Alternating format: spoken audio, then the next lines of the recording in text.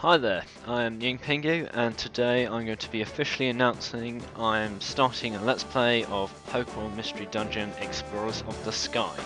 This is a side series game by Chunsoft released in 2009 and is a sister game to Explorers Time and Darkness. All three of these games are a generation ahead of the original pair of Mystery Dungeon games, Red Rescue Team and Blue Rescue Team.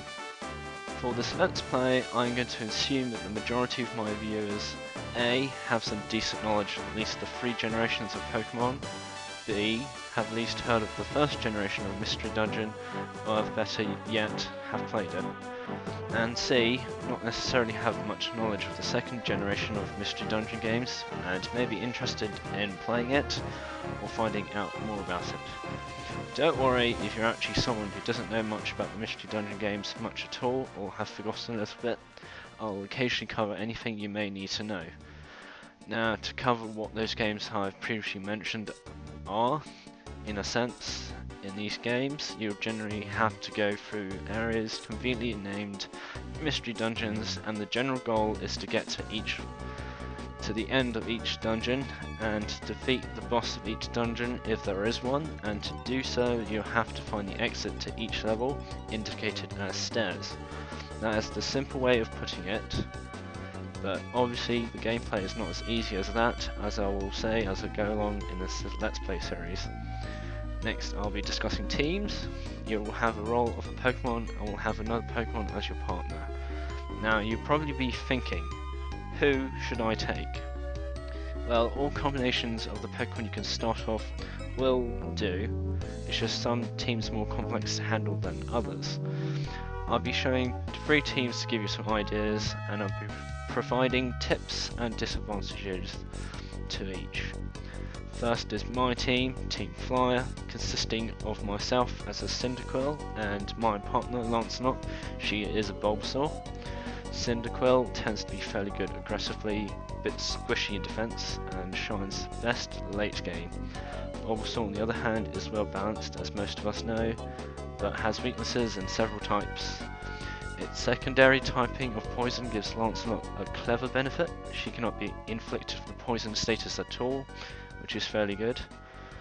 This team can cover each other's weaknesses fairly well, but can be fairly challenging at times. Next is Super Skarmory's team, fittingly called Team Skarmory, consisting of Super Skarmory as a Mudkip and his partner as a Trico, called Ozzy in his walkthrough of this game. Mudkip, being able to learn Mud Slap, makes it fairly useful against poison and electric types.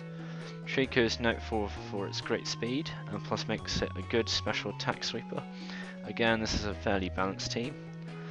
Lastly is Pikachu's team, Team Sunrise, consisting of herself as Pikachu and her partner is the little acknowledged Chikorita, and she's named her partner Chikari. Pikachu may sound overused, but actually type-wise there's not much benefit to it late game with types to using Pikachu, but the only weakness is ground, which actually is covered up nicely by Chikorita. Pikachu obviously has great speed and Chikorita has good defenses, making it a fairly good tank. All of these teams have a grass type, and you may ask, is it necessary to have one? Answer is, not fully. The most useful mid-game, but will have a special problem with a single move, which is Silver Wind. It is a bug type move, but what makes it really annoying is it will attack everyone in the same room.